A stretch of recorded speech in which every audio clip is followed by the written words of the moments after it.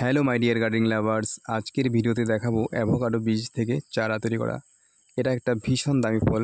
কারা কারা এই ফলটি খেয়েছো কমেন্ট করে কিন্তু অবশ্যই জানাবে। দেখতে পাচ্ছ এগুলো হলো অ্যাভোকাডো গাছ, বীজ থেকে তৈরি করেছি। কিভাবে তৈরি করেছি তা জানতে ভিডিওটি শেষ পর্যন্ত দেখো এবং একটি লাইক করে দিও। দেখতে পাচ্ছ চারা তৈরি করার জন্য প্রথমেই আমরা নিয়ে নিয়েছি গোবর মেশানো শুকনো মাটি, আর এই প্যাকেটের মধ্যে বীজগুলো রোপণ করা হবে। আচ্ছা, আমাদের দিকে তো বাজারে কোথাও অ্যাভোকাডো ফল কিনতে পাওয়া যায় না, না আছে কারো বাড়িতে অ্যাভোকাডো ফলের গাছ। তাহলে বীজ কোথায় পেলাম? পেয়েছি বস, পেয়েছি। এই অ্যাভোকাডো ফলগুলো আমায় দিয়েছেন একজন ভুটানিজ ম্যাম সাহেব।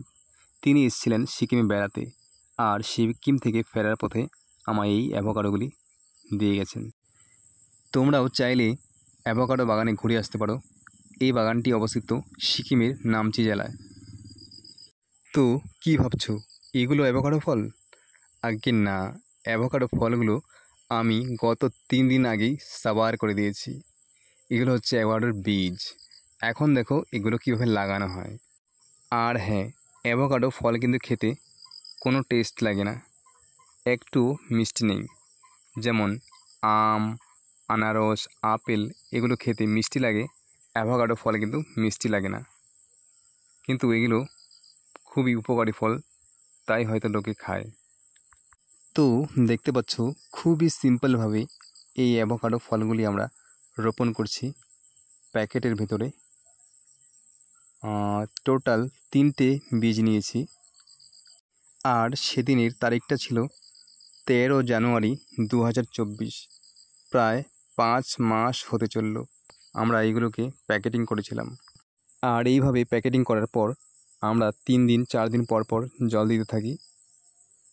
1 সপ্তাহ গেল, 2 সপ্তাহ গেল, মাস গেল, 1 মাস গেল, 2 মাস গেল, ঠিক 2.5 মাস পর এই গাছগুলি অঙ্কুরিত হয়। এরপরে একবারে 5 মাস পরে তোমাদের সামনে ভিডিও করে দেখাচ্ছি 5 মাসে এতটুকু বড় হয়েছে, কিন্তু অঙ্কুরিত হতে প্রায় 2.5 মাস সময় লেগেছে। ঠিক আছে, অনেক দিন সময় লাগে এগুলো গাছ অঙ্কুরিত হতে। আর আমরা 3টে বীজ লাগিয়েছিলাম, 3টের মধ্যে 2টো গাছ হয়েছে আর একটা ফলস হয়ে গেছে। আর এই গাছের ফলগুলি কেমন হবে তোমরা পরবর্তী ভিডিওতে দেখতে পাবে, যারা চ্যানেলটা সাবস্ক্রাইব করে রেখেছো।